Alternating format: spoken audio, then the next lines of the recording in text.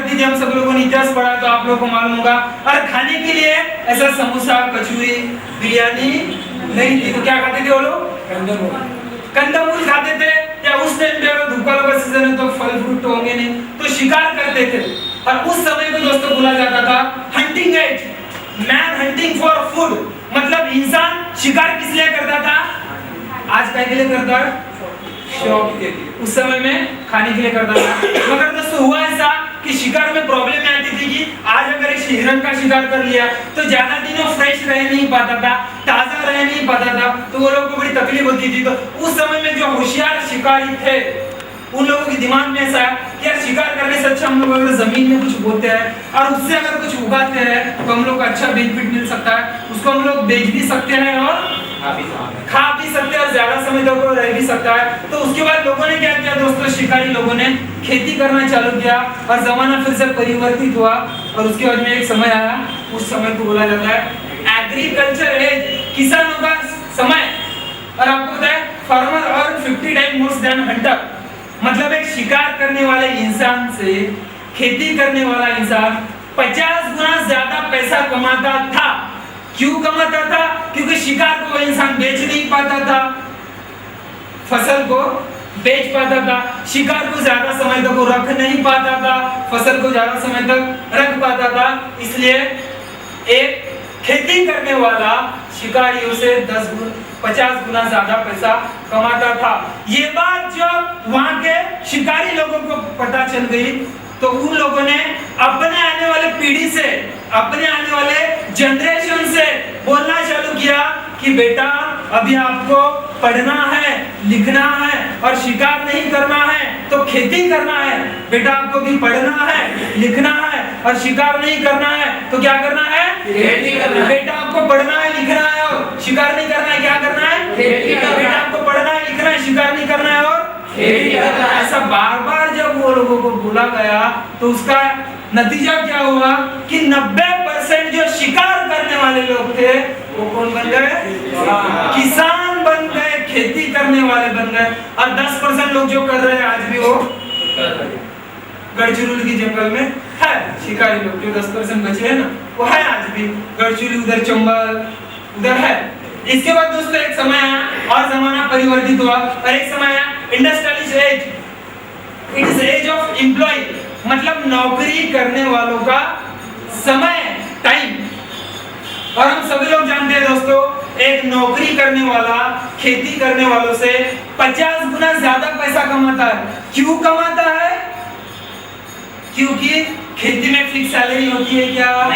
नहीं होती है। लेकिन नौकरी में फिक्स सैलरी होती है। खेती में कभी पानी ज्यादा आ गया, कभी पानी कम आया, कभी पानी कुछ भी नहीं आया, कभी कोई कीड़ा आ गया, कभी कोई बंदर घुस गया, मतलब इसमें रिस्क ज्यादा थी। लेकिन नौकरी में आप कंटिन्यू जा रहे हो तो आपका जो सैलरी बना है वो परफेक्ट है। तो ये बात जब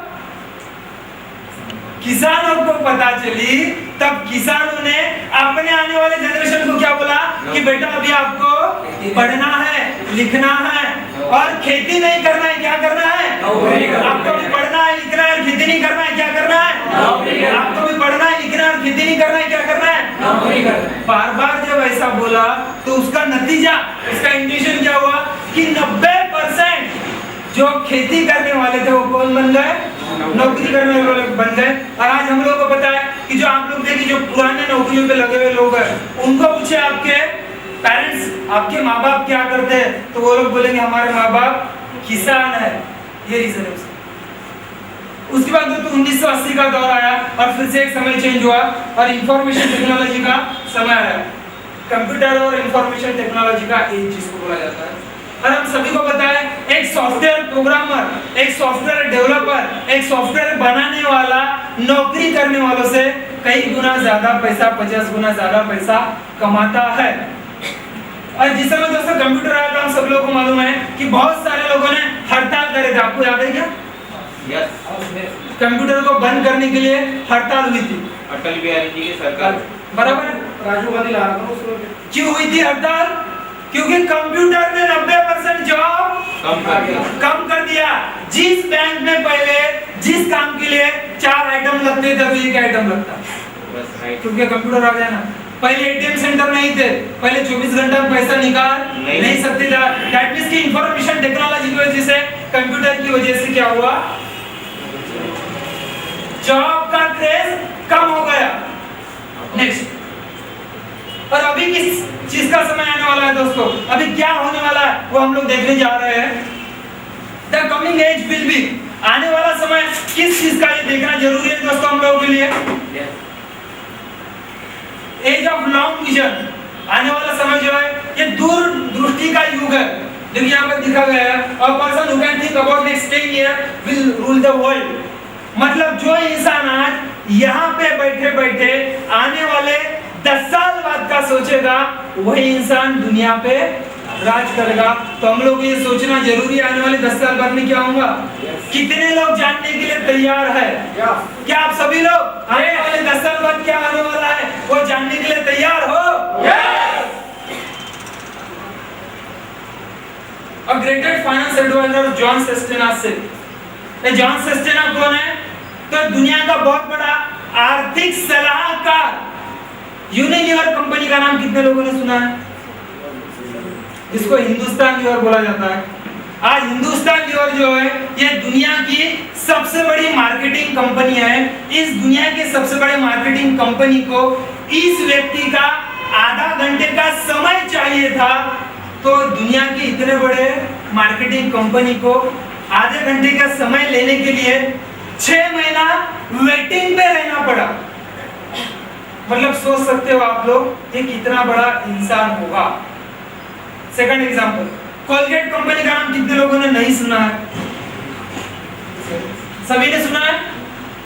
जिस समय कोलगेट नया नया मार्केट में आया था तो कोलगेट का जो क्रेज है, जो बिजनेस है, वो जो धंधा है वो कम था। सेलिंग जितना चाहिए उतना हो नहीं रहा था। तो कोलगेट के मालिक ने क्या किया कि जॉन सेस्टेना जो वर्ल्ड का सबसे बड़ा आर्थिक सलाहकार है, इसको बुलाया और हमारा कोलगेट का बिजनेस नहीं हो रहा है, क्या करना है, कैसा करना है, हमको एडवाइस दीजिए। और ये आए जॉन सेस्टेना जी कोलगेट वालों के पास में, उन्होंने उनसे कहा कि आप क्या कीजिए, जितनी भी आपके अलग अलग सैंपल्स है इस तरह के, सब आके मेरे पास में छोड़ दीजिए, सुबह छोड़ दीजिए और शाम को आके आ जाइए, मैं आपको क्या करने का होगा चीज वो फार्मूला बता देगा। अभी उन्होंने क्या किया, जॉन सेस्टेना ने सारा बिल्कुल सारे जितने भी सैंपल्स थे, सारे सैंपल्स को स्टडी किया, जिसमें क्या क्या कंडी का मेरे को नहीं मालूम, जो भी किया वो।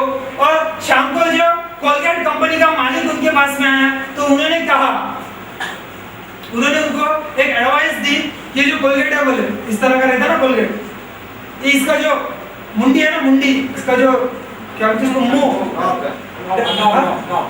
नॉब, मुंडी जिसको बोल जाता है, इसका जो नॉब है इसको बोले थोड़ा बड़ा कर दीजिए, छेद, ये छेद को छोटा है इसको थोड़ा बड़ा कर दीजिए। तो जिस वजह से क्या होगा, लोगों को आदत है जम के दबाने की, छोटा छेद है तो एक बार दबाएंगे तो 3 दिन का उसके ब्रश पे आ जाएगा, तो क्या होगा आपका बिजनेस।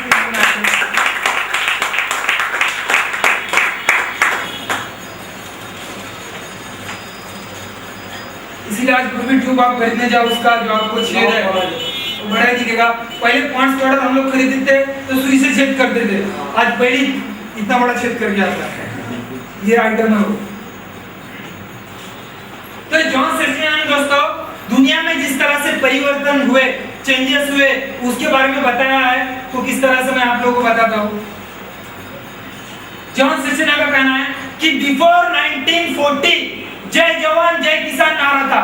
1940 से पहले जो मैंने बोला ना एग्रीकल्चर, ये 1940 के पहले का था। जय जवान जय किसान नारा था। उस समय के जो मार्केट के अपन रईस लोग बोलते हैं, सेठ लोग बोलते हैं, तो जिसका बड़ा बंगला है, जिसके पास में बड़ी कार है, वो लोग सेठ लोग नहीं थे।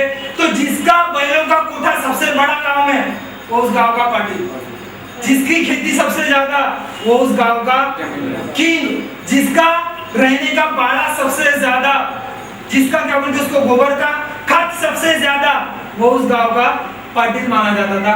एग्जैक्ट इस साल बाद दोस्तों क्या हुआ, 1940 से लेकर 1960 में जॉन सेस्टेना का कहना है कि मेटल इंडस्ट्री का समय आया। और इस समय में जिन जिन लोगों ने अपना समय, अपना टाइम, अपना पैसा, अपना टैलेंट, अपनी काबिलियत मेटल इंडस्ट्री में लगाया, उन लोगों ने अरबों खरबों रुपया कमाया और वो लोग सक्सेसफुल बने। एग्जाम्पल के तौर पे देखिए टाटा स्टील, महावीर मेटल। रिलायंस के पहले इंडिया में टॉप पे कौन था? Tata steel, because of this. Next, यही जॉन सेशन का कहना है कि 1960 से लेकर 1980 जो समय रहेगा ये इलेक्ट्रॉनिक इंडस्ट्री का समय रहेगा। इस समय में जो भी इंसान अपना पैसा, अपना समय, अपना टैलेंट, अपनी काबिलियत, अपनी योग्यता इलेक्ट्रॉनिक इंडस्ट्री में लगाएगा, वही इंसान अरबों खरबों रुपया कमाएगा, वही इंसान सक्सेसफुल होगा। फॉर एग्जाम्पल सोनिया का सैंसी, ये सब लोगों हम लोगों ने देखा है। आपको पता होगा जब आप लोग छोटे थे तो एक बहुत बड़ा वीसीआर लाते थे हमारे एरिया में, एक कैसेट लाते थे और सब लोग हम लोग मिलके देखा करते थे। आज कितने लोग लाते वीसीआर? खत्म हो गई, मतलब आज इलेक्ट्रॉनिक इंडस्ट्री में जो उस समय में मलाई थी या जो मक्खन डाल दे क्या नहीं। यही जॉन सेस्टेना का कहना, मेरा नहीं है। क्यों? 1980 से लेकर सन 2000 का जो समय है ये कंप्यूटर इंडस्ट्री का समय रहेगा। इस समय में जो भी इंसान कंप्यूटर इंडस्ट्री में, आईटी इंडस्ट्री में अपना पैसा, अपना समय, अपनी काबिलियत, अपना टैलेंट लगाएगा, वही इंसान आने वाले समय में दुनिया पे राज करेगा। For example Bill Gates, Infosys, Wipro, ये लोगों ने उस समय में कंप्यूटर इंडस्ट्री में हाथ डाला और आज ये लोग कहां पर आप सब लोगों को मालूम। और अभी कौन सा सन चल रहा है? 2020, 2014। अभी सन कौन सा चल रहा है? 2014। बराबर है। तो अभी 2000 से 2020 का जो पीरियड है, ये कौन सा पीरियड है वो मैं आप लोगों को बताने जा रहा हूं, बड़ा ध्यान से देखिए। According to John Sestina says it is the period of multi level marketing का ये पीरियड है, एमएलएम इंडस्ट्री का पीरियड है। और आप लोगों को बता दूं दोस्तों, आप सब लोग जिस इंडस्ट्री में काम कर रहे हो, जिस कंपनी में काम कर रहे हो, वो भी है MLM, multi level marketing company.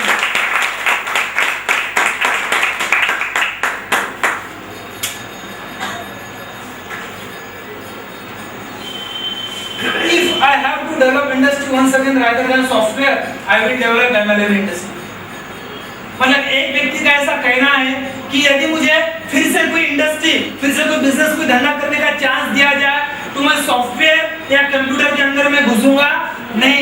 मैं कौन सा काम करूंगा? Multi level marketing. और किसने कहा है? Bill Gates. माइक्रोसॉफ्ट का नाम सभी लोगों ने सुना है।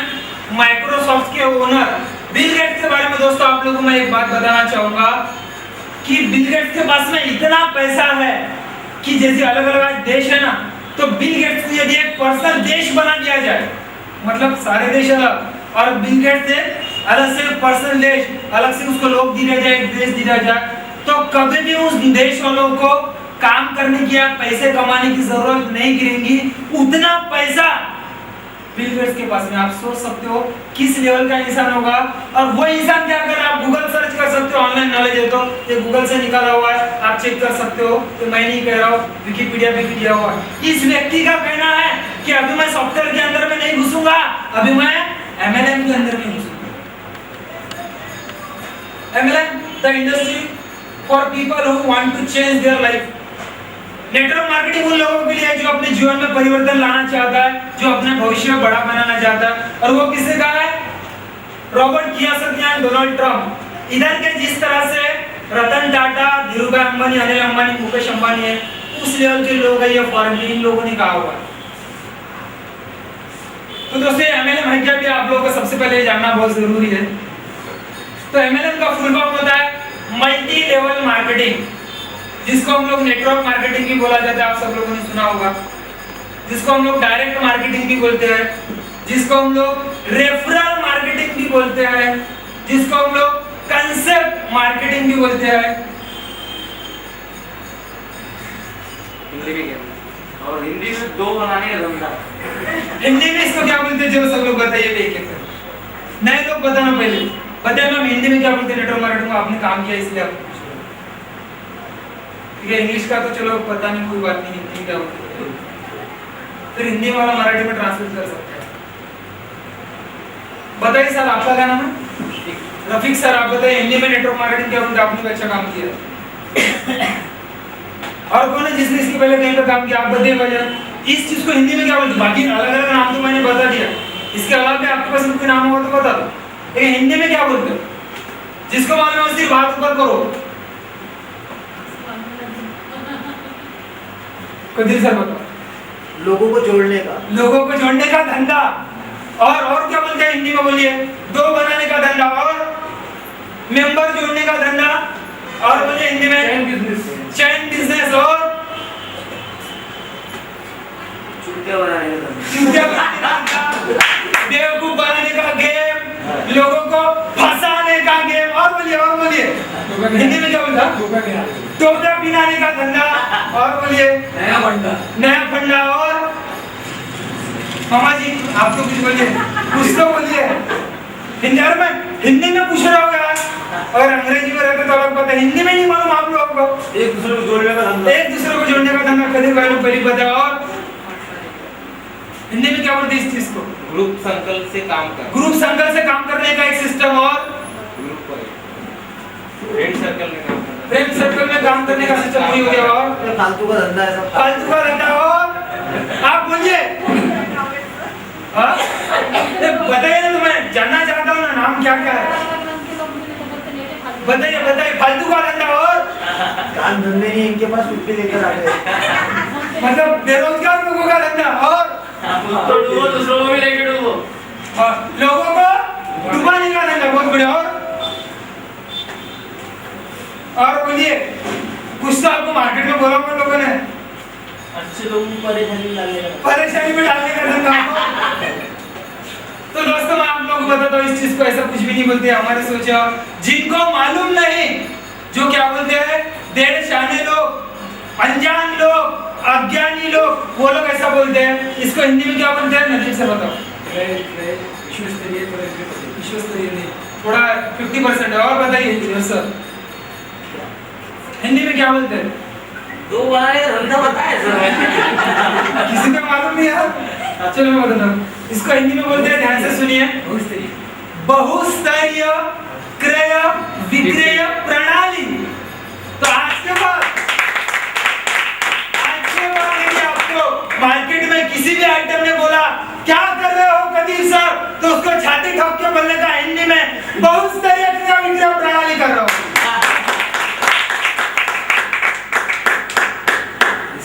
क्या होता है? बहुस्तर मतलब मल्टी लेवल, अलग अलग लेवल। और क्रय विक्रय प्रणाली मतलब मार्केटिंग। बहुस्तरीय क्रय विक्रय प्रणाली इसकी का हिंदी है। बहुस्तर मतलब मल्टी लेवल और क्रय विक्रय प्रणाली मतलब मार्केटिंग। बहुस्तरीय क्रय विक्रय प्रणाली लोगों को बोलने का नहीं, एमएलएम करके लोगों को बोलने का नहीं, नेटवर्क मार्केटिंग का, उसको हिंदी में बताओ। मदर टंग है हमारे, हिंदी में बताओ, उसको समझ में नहीं। अभी दोस्तों किस किस तरह की मार्केटिंग कर रहे हो हम लोग यहाँ पर देखने जा रहे हैं। सबसे पहला आता है बार्टर मार्केटिंग। ये बार्टर मार्केटिंग इस तरह से दोस्तों कि जब धरती पे पैसों का चलन नहीं था उस समय में ये मार्केटिंग चला करती थी। मान के चलिए आपके पास में गेहूं है और मेरे पास में चावल है, तो आप मुझे गेहूं देंगे, मैं आपको क्या दूंगा? चावल। आपके पास में बैंगन है और मेरे पास में यदि टमाटर है, तो आप मुझे बैंगन देंगे, मैं आपको क्या दूंगा? That is barter marketing. Next अभी और दूसरा ट्रेडिशनल मार्केटिंग, जो मार्केट में जितनी भी दुकानदारियां चल रही है, दुकान से हम लोग जो माल खरीदते हैं, इसको बोला जाता है ट्रेडिशनल मार्केटिंग। थर्ड, अभी जो ट्रेंड फॉरेन में बहुत ज्यादा था, अभी इंडिया में भी आया हुआ है, सब लोग टीवी देखते हैं कुमार में, जिसको बोला जाता है एफिलिएट मार्केटिंग। ऑनलाइन जो प्रोडक्ट का सेलिंग और खरीदना और बेचना हो रहा है, उस चीज को बोला जाता है एफिलिएट मार्केटिंग। फॉर एग्जांपल आप लोगों ने ऐड देखा होगा OLX पे भेजता, क्विकर पे, MSP पे भेजता, ebay.com, zebang.com, जो भी वेबसाइट्स आती है वो सब पे आप क्या है वो एफिलिएट मार्केटिंग पे। अभी एक ऐड बहुत चल रहा है, वो उसकी मिसेस बोलती है वो बंदे को कि आपने उनके फोटो देख के किसी का चीज खरीद लिया, बोलता है तेरे को मेरा फोटो देख के पसंद किया। तो इस चीज को क्या बोला जाता है? Affiliate marketing. और एक है नेटवर्क मार्केटिंग, जो भी आपको बताया मैंने, बहुस्तरीय क्रय विक्रय प्रणाली। अभी देखो बार्टर मार्केटिंग में दोस्तों हुआ ऐसा कि बार्टर मार्केटिंग का वीक पॉइंट क्या था कि मान के चलो आपके पास में गेहूं है और मेरे पास में चावल है, तो आप इस बड़े पायली से मुझे गेहूं दे रहे हैं और मैं इस छोटे से पायली से आपको चावल दे रहा हूँ। आप मुझे 5 बड़े बड़े बैंगन दे रहे हैं, मैं आपको छोटे छोटे कच्चे 5 टमाटर दे रहा हूँ। तो ये सारी प्रॉब्लम काय में थी? बार्टर मार्केटिंग में, ट्रेडिशनल मार्केटिंग और एफिलिएट मार्केटिंग। आप बताइए मैम, मुझे आपका क्या नाम है? ललिता मैम। आप जैसे मान लीजिए यहाँ की किसी दुकान में साड़ी खरीदने गए, तो आप कितनी साड़ियाँ देख सकती है उस दुकान में जाकर? मतलब 5, 10, 25, 50 कितने, एक अंदाज मैक्सिमम 10-12 साड़ी, उससे ज्यादा मैक्सिमम 25। आपका क्या नाम? पांडे सर। आप बताइए, आप अगर हिंगनघाट की किसी दुकान में मोबाइल खरीदने जाते हैं तो आप उस दुकान में कितने मोबाइल फोन देख सकते हैं? लेना है तो अलग अलग कितने देख सकते हैं? 8-10 तो देखेंगे। 8, 10, 20, 25, क्वालिटी इसकी कैसे क्या है? 500 साड़ी आप देख सकते क्या उस दुकान में? या 1000 मोबाइल उस दुकान में आप देख सकते हो क्या? मतलब ट्रेडिशनल मार्केटिंग में ये कमी है। वहीं पे एफिलिएट मार्केटिंग जो ऑनलाइन कंप्यूटर इंटरनेट पे दिखता है, आपके घर में अगर कंप्यूटर है तो 5000 साड़ी देख लो अलग अलग तरह की, कोई कुछ बनने वाला है। आपके घर में कंप्यूटर है तो 1000 अलग अलग मोबाइल देख लो, सब मोबाइल के रेट अलग अलग इस पे चेक करो। That is affiliate marketing and difference between affiliate marketing and traditional marketing. और सबसे बड़ा है नेटवर्क मार्केटिंग। इसका सबसे बड़ा पॉजिटिव पॉइंट ये है कि सभी जगह पे कहीं पे भी कस्टमर को, ग्राहक